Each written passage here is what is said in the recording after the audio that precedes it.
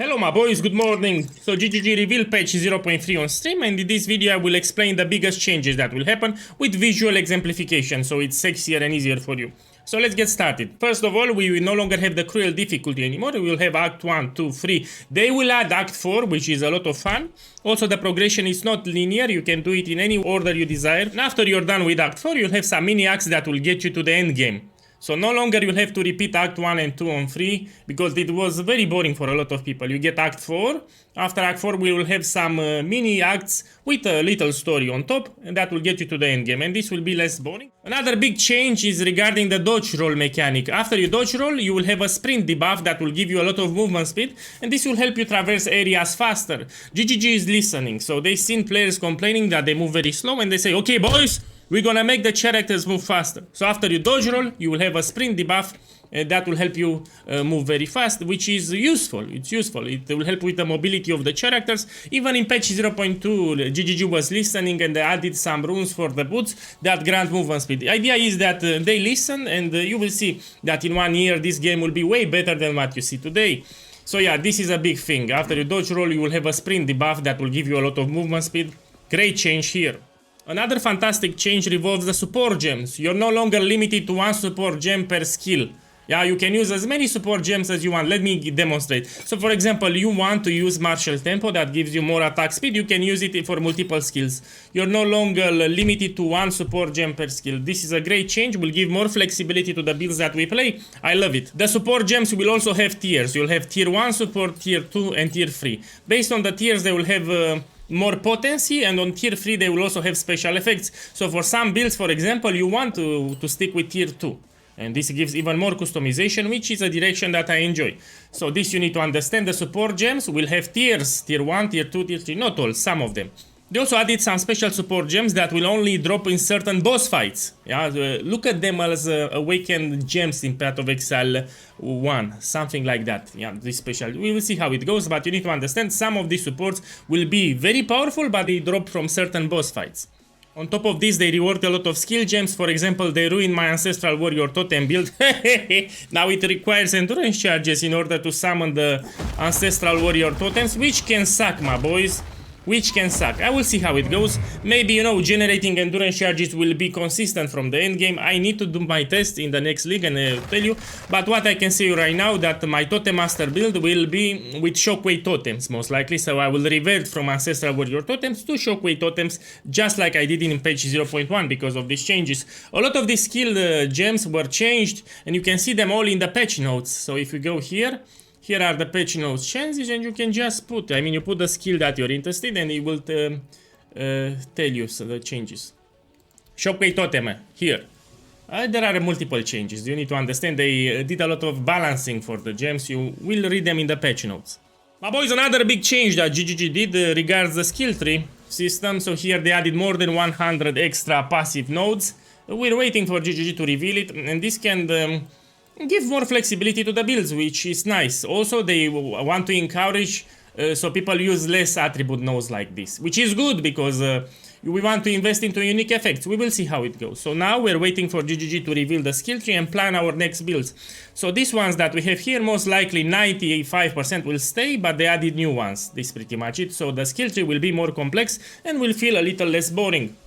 My boys, now let's talk about the end game and the changes that they did here. First, they added a new mechanic, Abyss. We will talk in a second, because before that we need to explain how you will allocate points now for Ritual, Delirium, Expedition, Breach. A lot of people were complaining that the nodes are gated behind powerful hard bosses that you need to kill, and some builds would struggle. I mean, not all the builds are, you know, doing pinnacle bosses on highest difficulty.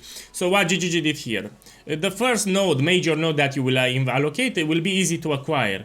Basically, for example, in Delirium, you will need to kit Causes or Omniphobia, and this alone will grant you the first major node that you'll allocate. For the rest of the nodes, they also did it a little differently. So you no longer need to put here, for example, a full Simulacrum. You will have some splinters that you need to put, and depending on the splinter number, the content will be more difficult or easy. And this is fair for everyone. In my opinion, this is a good change that they did. But let's talk now about the Abyss. So Abyss, it's a new endgame mechanic. Most likely, I think we'll have another cluster. And Abyss, it's a content that was scraped from Path of Exile 1. I mean, it's a trend already. We have Ritual from Path of Exile 1, Delirium, Expedition, Breach. This is a thing that I don't enjoy that much because they are taking content from Path of Exile 1 to Path of Exile 2. Because if the games are too similar, at one point people will decide to play Path of Exile 2 and they will stop caring that much about Path of Exile 1 if the games are too similar. And now it's a trend, you know, you see Path of Exile 1 borrowing things from Path of Exile 2 and Path of Exile 2 borrows from Path of Exile 1, and I'll repeat. If these games become too similar, people will naturally, with time, migrate to Path of Exile 2, and Path of Exile 1 will gradually start dying. So a slow death, it will not be fast. I mean, Abyss in Path of Exile 2 will be more fun than Path of Exile 1, and another thing that I remember from the stream, depending where you do the Abyss, it can impact the essence monsters, the rare monsters, even the final map boss will spawn a big kahuna that you will kill for rewards, so this alone is fun. Not only that, Abyss will introduce the basically veiled crafting from Path of Exile 1, so, you know, we had the veil crafting in Path of Exile 1, it comes in Path of Exile 2, but from Abyss. So this is a new change, you know, more crafting customization from the endgame, but if you do Abyss. My boys, also for the endgame, they added 25 more maps, which is a lot. They also added some special maps with unique bosses similar to Citadel bosses, and the big one is, it will be easier to level up. Yeah, so they made it that it will be easier for people to reach around level 95, yeah. 94, 95 will be much more easier to acquire, so they tweaked the experience levels, which is great. People were complaining that reaching level 100 was close to impossible for a lot of people, now it will be easier. This is a change that we need to mention. My boys, they also did a lot of changes for the currency tab. Here you will have much more things because they added tiers of currency. Even for the essences now, the normal essence, greater essence will work like a regal orb. So you're in the campaign, you have an item that is magic and you want to upgrade it, you find an essence, you can apply it right away. Some of them will give you fire damage, cold damage, physical damage, depending what you need. And they will add a perfect tier for the essences, which are incredible because they will have special effects. And this is to help people in the campaign or early progression, which is good. And here for the currency, I expect a much bigger currency stash tab because they added tiers here. In addition to this, crafting will be even more enjoyable with the crafting bases. Some of them will have more than your typical 20 quality, will have up to 30. And some of them will have naturally one extra socket, which is interesting. Now, for example, you can get boots with 3 sockets, depending on the craft that you get.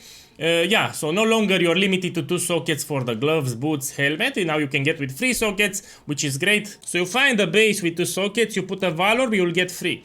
Even for the body armor and 2-handed weapon, I'm pretty sure. So you find a body with 3 sockets, and you can even corrupt to get a 4th socket. And keep in mind that the sockets can be changed and gives a lot of flexibility. Maybe you need some intelligence, you need some dexterity. You can just use the runes. You know, we have a rune system that can give flat attributes. It's just a great change that they did here. More sockets, the best. And my boys, now let's talk about the elephant in the room, which is the auction house system. This was wanted by a lot of players, even in Path of Exile 1. You know, when you go to Alva, you have the currency exchange. Now you'll have one more thing that will allow you to list items, similar to your premium stash tabs here.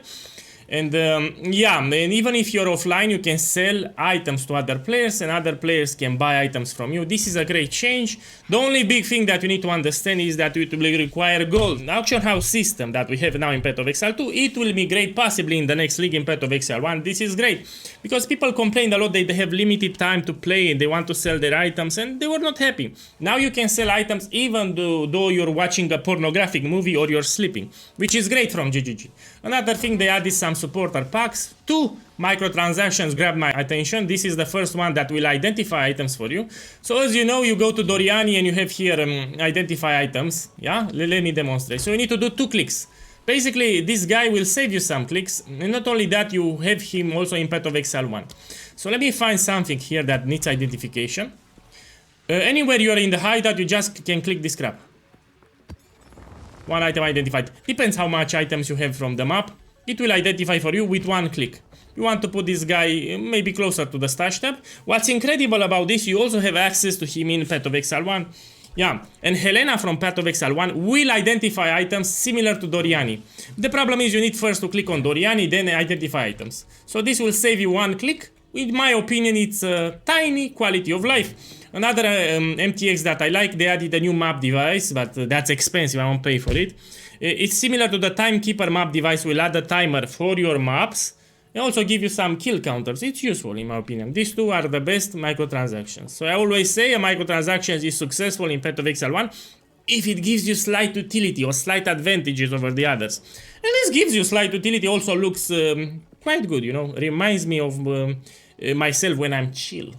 Well, this was the video. I need to work now on the build because everyone will start adapting their builds. We have the patch note changes, major balances, I mean, a lot of crap. For example, I will no longer use Ancestral Warrior totems, at least not now on League Start. I will revert back to Shockwave totems, and I need to start my testing and theory crafting. Also, I need to pray that GGG will release early the new skill tree so I can see the new nodes. A lot of work that I need to do.